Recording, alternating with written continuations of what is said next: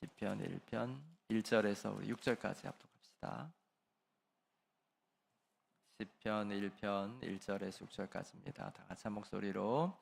복 있는 사람은 악인들의 꾀를 따르지 아니하며 죄인들의 길에 서지 아니하며 오만한 자들의 자리에 앉지 아니하고 오직 여호와의 율법을 즐거워하여 그의 율법을 주야로 묵상하는도다. 그는 시냇가에 심은 나무가 철을 따라 열매를 맺으며 그 잎사귀가 마르지 아니함 같으니 그가 하는 모든 일이 다 형통하리로다. 악인들은 그렇지 않으며 오직 바람에 나는 겨와 같도다. 그러므로 악인들은 심판을 견디지 못하며 죄인들이 의인들의 모임에 들지 못하리로다. 무릇 의인들의 길은 여호와께서 인정하시나 악인들의 길은 망하리로다. 아멘. 잠깐 기도하십니다. 하나님, 오늘도 예수님 앞에, 주의 말씀 앞에 있게 하시니 감사합니다. 생명의 말씀이 오늘도 내 심령에 들려와 이 말씀이 오늘도 철을 따라 열매를 맺게 하시고 또 오늘 그 모든 일이 형통하게 하는 주의 능력이, 생명의 능력이 되게 하옵소서. 부족한 종은 십자가 뒤에 감추시고 주님만이 이 시간 우리에게 나타나 말씀하옵소서. 예수님의 이름으로 기도드립니다. 아멘. 오늘 즐거움에 대해서 좀 이렇게 생각하려고 해요. 2절에 보시면은 오직 여호와의 율법을 즐거워하여, 이제 이렇게 복 있는 사람, 행복한 사람, 주 안에 살아가는 사람이 어떻게 살아야 하는가라고 할 때에 율법, 여기서 구약 성경에서 율법이란 단어는 말씀이라는 의미죠. 그래서 여호와의 말씀을 즐거워하다, 이제 이렇게 되어 있습니다. 즐거움이라고 하는 것은 오늘날 이제 이 시대, 우리처럼 이렇게 풍요로운 시대를 살아가는 사람들에게 대단히 중요한 이제 그런 주제이죠. 그래서 오늘날 살아가는 사람들에게는 즐거움을 주는 것이 아주 인생의 중요한 일입니다. 말을 강조를 해도 끝이 없을 중요한 일이죠.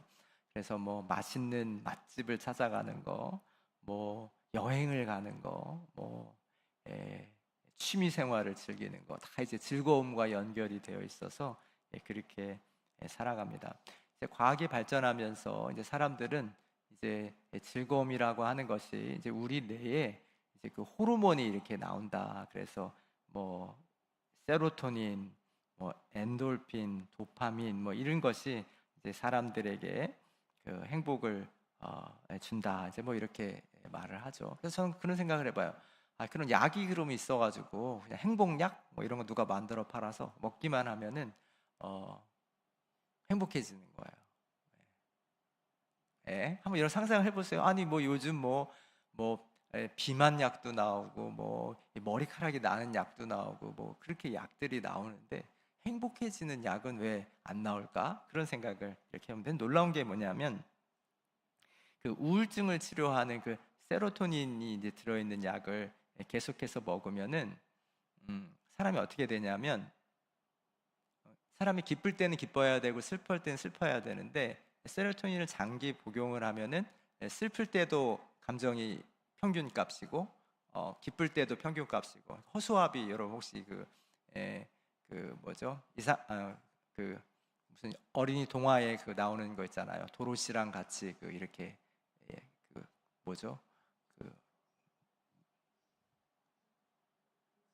로즈의 마법사, 거기에 허수아비가 이제 소원이 뭐냐 그러면 이제 심장을 갖기 원한다, 사람처럼 감정을 갖기 원한다, 이제 그런 얘기 나오는데 허수아비처럼 감정이 없는 사람이 되죠. 굉장히 무서운 거죠. 그리고 도파민 나오는 마약이죠. 왜 마약이라고 부르죠? 사람이 정신분열증에 걸리면 도파민 과다 증상이 나오는데, 그러니까 도파민 체계가 무너지는 거죠. 그래서 인위적으로 도파민을 투여를 해가지고 사람이 계속 그렇게 흥분하는 그런 상태가 유지되면은 정신분열증, 최근에는 조현병이라고 부르지만은 그런 증상, 환각과 환청, 인격의 붕괴, 이런 게 나타나요. 놀랍죠. 그러니까 하나님이 이 행복이라고 하는 거, 이 즐거움이라고 하는 것을 그렇게 인위적으로 얻지 못하도록 인간을 창조하셨죠. 그래서 뭘 제가 말씀드리려고 하냐면, 오늘 이 즐거워하게 하다라고 하는 2절에 이 즐거워하다라고 하는 단어가 선택하다라는 어원이 있어요. 원하다, 바라다, 그런 어원이 있어요. 그리고 여러분, 이 복이 있다, 행복하다라고 이제 표현하는 이 아세레이라고 하는 복 있는 사람의 그 첫 번째 그 히브리어에는 똑바로 길을 걷다 이렇게 되어 있죠. 그러니까 즐거움이라고 하는 것을 하나님이 인간에게 어떻게 갖게 하셨냐면, 내가 원하는 것을 얻을 수 있도록 바른 길을 바르게 걸어가게 할 때에 우리에게 즐거움이 오도록 그렇게 인간을 지으셨다고 하는 거예요. 그래서 우리가 즐거우려면, 우리가 행복하려면 우리가 의지를 사용해야 되고, 그 의지를 통해서 똑바르고 바른 길을 걸어가야 된다. 이제 여기에 하나님이 우리에게 주시는 행복의 본질이 있다고 하는 것을 기억하게 되시기 원해요. 어제가 저희 아내가 어제 제가 설교를 준비하고 있는데 이렇게 와서 모니터를 이렇게 지켜보더니 이런 얘기를 하고 가요. 이 시편 1편에 복 있는 사람은 단수고 악인들, 죄인들, 오만한 사람들은 복수래요. 그냥 그 한마디 하고 이렇게 나갔어요. 그래서 제가 이렇게 보니까 정말 그렇구나. 복 있는 사람은 한 사람이고 악인들, 죄인들, 이 오만한 사람들은 많아요. 왜 그럴까요? 이게 우리 사람이 가만히 이렇게 있으면은 악인들, 죄인들, 오만한 사람들 쪽으로 끌려가게 되는 거죠.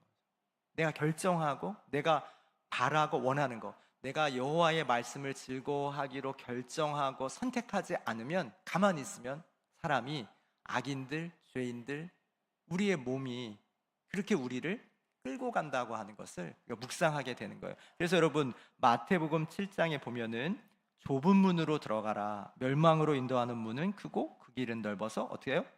들어가는 사람이 많고, 좁은 문은요, 그 길이 협착해서 찾는 사람이 적다, 이렇게 되어 있는 거예요. 그러므로 오늘 우리가 이 아침에 묵상하기 원하는 것은 하나님의 말씀을 즐거워하기로 결정하시라고 하는 거예요. 하나님의 말씀을 즐거워하기로 선택하시라고 하는 거예요. 우리가 뭐 술집이나 뭐 도박장이나 이런 거 이렇게 생각해 보면 자기네들끼리는 엄청 즐겁죠. 보세요, 가면 막 하하호호하고 막 그렇게 합니다.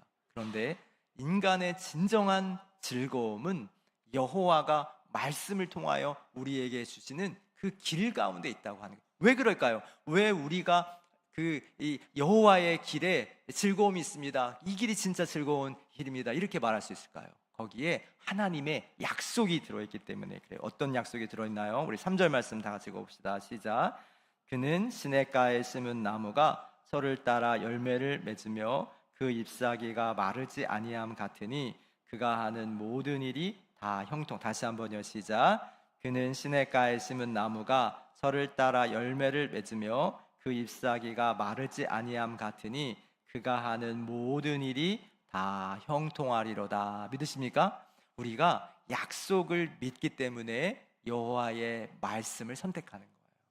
아멘입니까? 여러분, 믿음의 조상 아브라함이 믿는 이야기 보세요. 너는 본토 친척 아비의 집을 떠나 내가 너에게 지시할 땅으로 가라. 내가 너로 큰 민족을 이루게 하고, 이렇게 이어지는 주의 말씀에 그 약속이 믿어지니까 본토 친척 아비의 집을 떠나서 갈 바를 알지 못했지만 그 길을 갔다, 이렇게 되어 있잖아요. 그러니까 우리가 이게 즐겁다고, 주의 말씀을 묵상하고 주의 말씀을 따라가는 이게 즐겁다고. 왜 즐거워요?